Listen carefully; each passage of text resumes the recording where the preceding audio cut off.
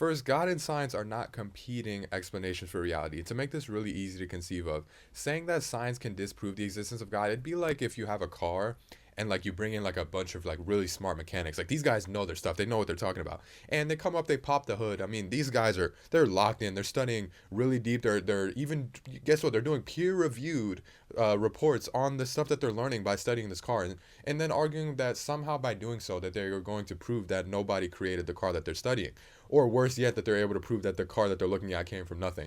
And so you're not going to be able, no matter how much you learn about the engine or the internal factors that allow the car to work how it does, that is not the same thing as explaining why the car is there in the first place. And then another problem would be like, it'd be like looking under the hood of the car and then like looking really hard and being like, oh, I don't see the creator of the car in here, that he must not exist. And so again, you can learn about the internal components of the car, but saying that disproves that someone created the car is simply a false question. Like, it doesn't even make any sense. In fact, again, the car you're studying is contingent. You're presupposing that this car is orderly and able to be studied and exist in the first place. And I have a quote here by John Lennox, and he writes, this is where I got the car analogy from. Similarly, in order to explain an automobile engine, we might mention the physics of internal combustion, or we might talk about Henry Ford. Both are rational explanations, and both are necessary for a comprehensive explanation. Scaling up this illustration to the size of the cosmos, we may say that God no more competes with science as an explanation of the universe than Henry Ford competes with science as an explanation for the motor car. And so this point is rather clear. And like, this is what a lot of people do. And this, again, like, people have argued about this. They'll say like, oh, people used to believe that when it was raining, that was God crying, and now we know that it's the clouds that do that. Okay, like, yeah, people like used to create like pagan gods to try to like deify everything that goes along in the natural world. Problem is, not speaking of one of these deities that allegedly like are in charge of a certain element of creation, and then once we discover how that actually works, we don't need that anymore. No, we're talking about a fundamental being that grounds the wholeness of reality in the first place. And so this is not like a God of the gaps. Like, again, so much gets convoluted here. We're saying God is the fundamental ground of why anything can exist at all. We're saying that God is the creator of the universe we're even looking at. We're not saying that God explains like the rain in this sense that if we can discover a scientific theory of like the water cycle, then now we don't need God anymore. This is not the level of explanation that we're working at. The laws of nature, that the universe that we even existed in the first place. We're not talking about a God who explains 2% of reality, or a God who only explains the things that we don't understand. This is a point that I've heard made before. God explains both the things we do understand and the things we don't, because he's fundamentally the foundation of reality, the creator of the universe. You're not going to be able to disprove God with science any more than you can disprove Henry Ford by discovering how the engine works under the hood.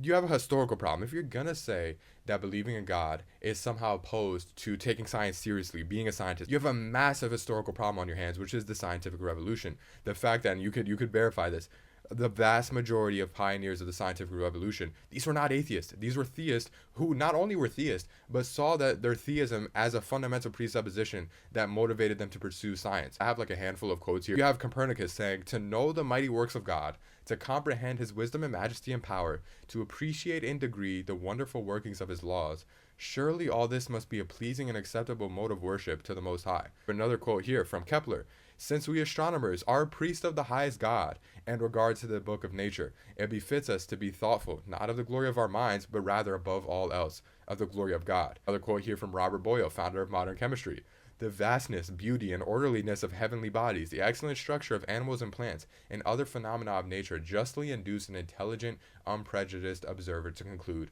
a supreme, powerful, just, and good author." Isaac Newton, I'm sure you've heard of him: "The most beautiful system of the sun, planets, and comets could only proceed from the counsel and dominion of an intelligent and powerful being." And then I just have here like other relevant names. You have Galileo, Michael, Lewis. I mean, these guys, like pioneer of bacteriology, founder of the study of electromagnetism, founder of modern observational astronomy. Like, these are really important names. You get this strange result where nowadays what you see is people bringing forth this argument that God and science are somehow fundamentally opposed, while they're ironically standing on the shoulders of those that have come before him. Historian of science Colin Russell, notice what he says here: "The common belief that the actual relations between religion and science over the last centuries have been marked by deep enduring hostility is not only historically inaccurate, but actually a caricature so grotesque that what needs to be explained is how it could possibly have achieved any degree of respectability. These were people that believed in a rational creator, and that belief not only was seen as compatible with the pursuit of science, but actually a grounding for it. Men became scientific because they expected law in nature, and they expected law in nature because they believed in a legislator.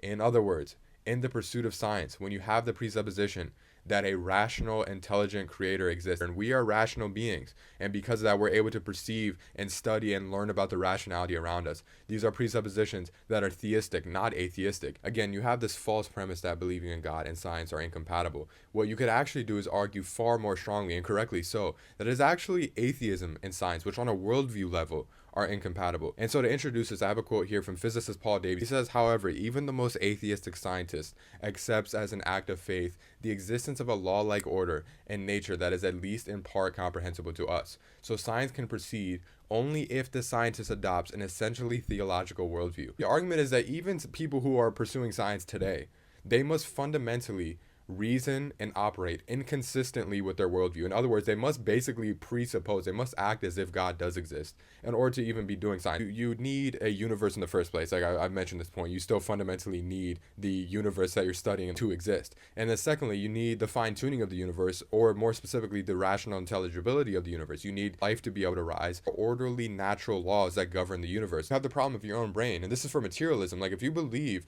that the universe is fundamentally, again, just like a causal chain of physical reactions of atoms bouncing off one another, of laws of physics, of a non-rational universe that came from non-rational causes or no cause at all. You start thinking of these things, you're like, wait a second, I exist in this universe, and so if all that exists is matter, it's like if someone claiming to be an atheist is debating a theist.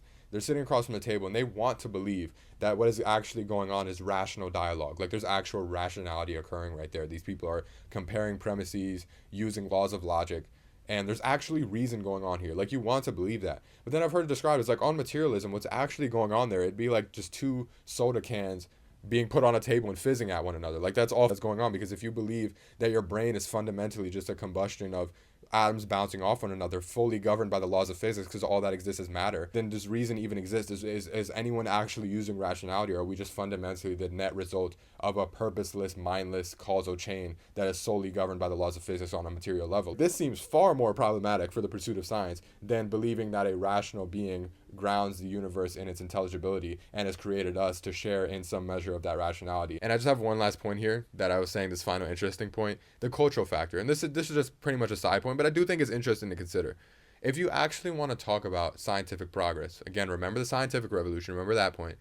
But then like you have a young generation, many of them are being taught that this life is all there is. When you die, your body is going to go into the ground and is going to be eaten by worms and that's going to happen to everybody until the sun explodes and destroys the earth as if it was never here.